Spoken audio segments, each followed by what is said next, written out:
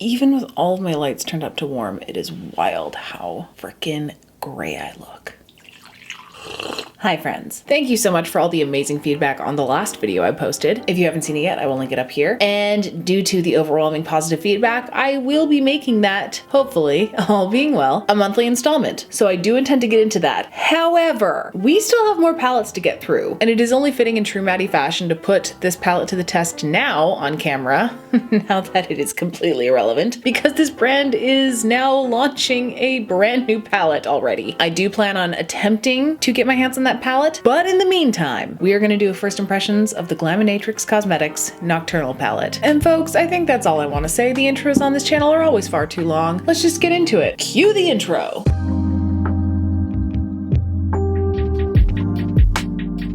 Also, I feel like I just do not have the mental energy to round up every single green eyeshadow in my collection, because, it's gonna be a lot. So we're gonna put that off for another week and dive into this bad boy. I believe I did pick this up last year, and that's how long I've been waiting to dive into this. I think just to tie a look together, I threw on one of these mattes, and that's it. Ultimately, this palette has been untouched for months in my collection, and I just can't wait any longer. You've all seen it, but we're gonna do it anyway. Here is that good old reveal. Check it out. 7 mattes, 5 shimmers, all swampy splendor. It is giving me its frickin' Bats vibes just purely because of the periwinkle, which is the one that I have used previously. I see the brush marks in it. I am particularly drawn to this quadrant right here. Absolutely stunning. These shifts in these shimmers are gonna be so hard to capture on camera. So I have a feeling I will be using these in the hue fixation. So I might have to just gird my loins and hold off from using them today, because this quadrant over here is definitely fitting the theme. I feel like I would be remiss not to tap into gloom and fog today. Let's watch a couple of things, shall we? Also, sorry if my voice is a bit strange today. I'm feeling slightly under the weather. I think I have picked up some sort of sniffle. So sorry if my normally soothing vocals aren't completely on point today. Ooh, also, we have a mirror peel to do. We haven't done one of those in a while. Let's crack into that, shall we? 3, 2, 1, go.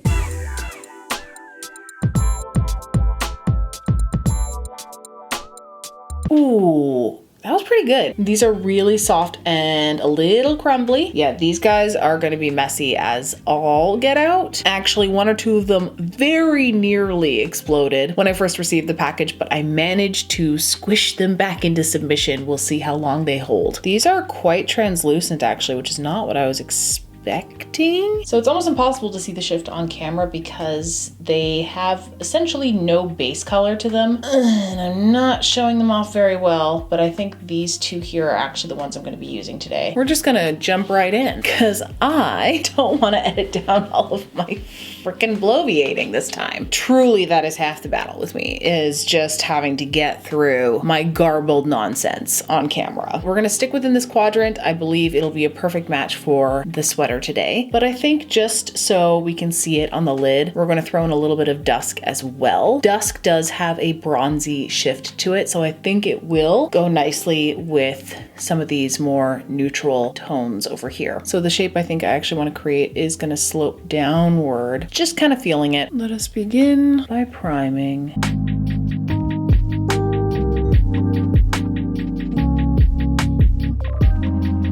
Let's dip into fog first and start creating a shape. This is my first purchase from Glaminatrix, and I could not be more excited. Their launches are always so delicious looking, if you know what I mean. Oh, see, now I'm too yellow. This is ridiculous. First I was too cool toned, and now I'm too yellow.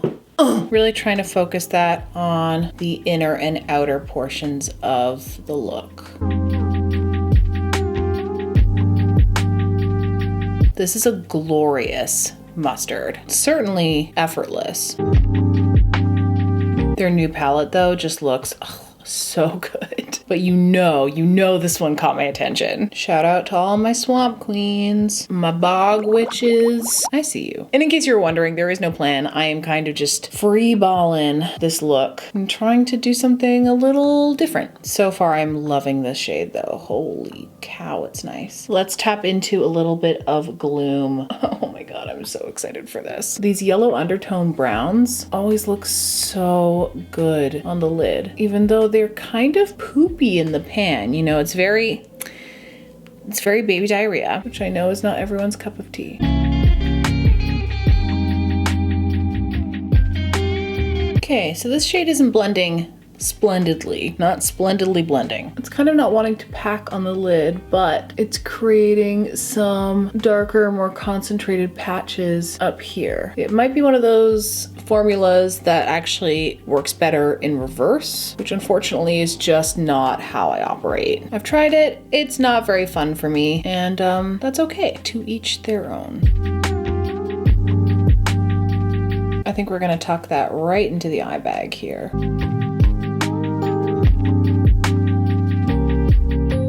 All right, we're gonna dip back into fog. Try and encourage that blend a little more.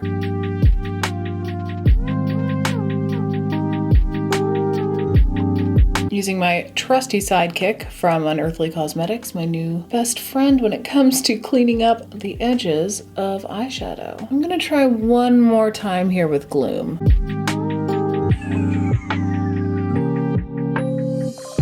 All right, I think this is a good place. I am seeing the vision. Do we want to fuck with the black now? Maybe just like, this could be a horrible mistake. Maybe just a little bit, just to deepen everything up, you know?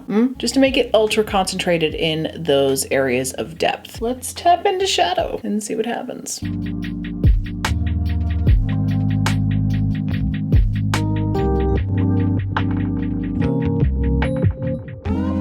This black has kind of got a murky undertone as well, which is actually working really well for this blend. All right, back into Gloom.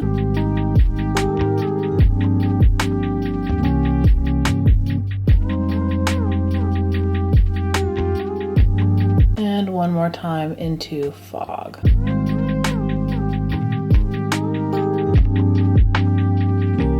All right, I'm happy with that. Let's do some shimmers. We're just going into the Glimmer Grasp here. I don't think I want to do a cut crease per se, but we're gonna lay it down with a flat brush just so I have a bit more accuracy as to where it's going. But I think I still want it to be soft ultimately.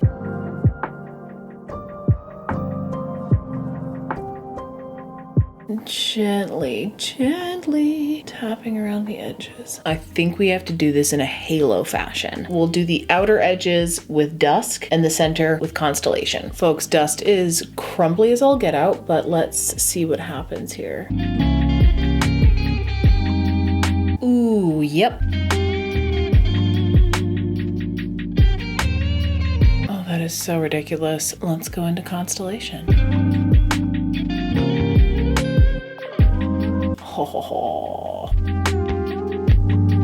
And we're dragging that all the way up and through the center. And it's messy, but it's not as messy as I thought it was gonna be, which is a bonus. I was correct though, these two look really slick together. I am gonna go back into Dusky Boy just to reinforce that outer edge. I have no idea what I'm gonna do yet with the lower lash line. I have not figured that out. There is some fallout, but not as much as I would have thought. We will see as time progresses how much more there will be. I'm just gonna tap back into Shadow and Doom together and kind of work around that edge just a bit.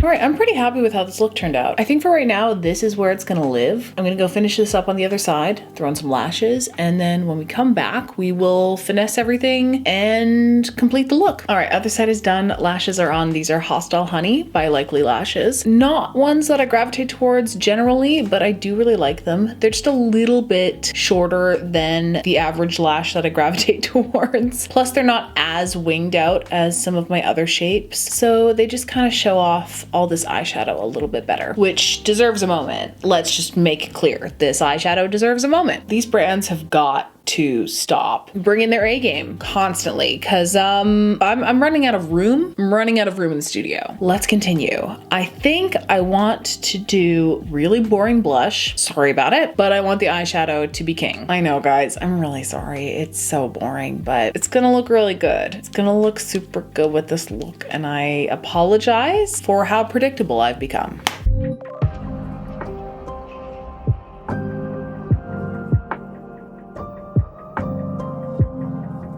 I think just a skosh of Bang Bang. Digital Dust Duo Blush in Raw Honey. All right, highlight. I think we should go into Space Age Prophecy. Let's just tap it on with the finger first. Yeah, whoops, that was a bit too much. And now we just have to do it on the other side. All right, so this cheek turned out a little crazy, but we made our bed and now we're gonna line it because that is what we do on this channel, take responsibility for our actions. In for a penny, in for a pound, I think I'm just gonna take a really light highlight from this Unearthly Cosmetics book I have here, and we're gonna tap into Golden, just really lightly.